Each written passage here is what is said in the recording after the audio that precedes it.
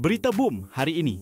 Putrajaya Parks Day 2025 bakal bertukar jadi pesta meriah pada 27 dan 28 September di Taman Botani, Presin 1, Putrajaya. Dari seawal 8 pagi hingga 10 malam pada 27 September dan 8 pagi hingga 5 petang pada 28 September, ribuan pengunjung dijangka membanjiri festival percuma ini yang syarat dengan aktiviti menarik. Bayangkan taman bertukar jadi pentas besar seperti Zumba di tengah alam semula jadi, persembahan baskers, bazar rakyat dengan street food dan kraft tangan hingga ke bengkel seni DIY yang hipster habis. Nostalgia juga hidup dengan permainan tradisional seperti congkak dan sepak raga yang menarik semua generasi. Wetland Studios Putrajaya juga turut menawarkan diskaun tiket istimewa khas buat pengunjung. Ayuh bawa seisi keluarga bergembira dengan eco adventure di taman.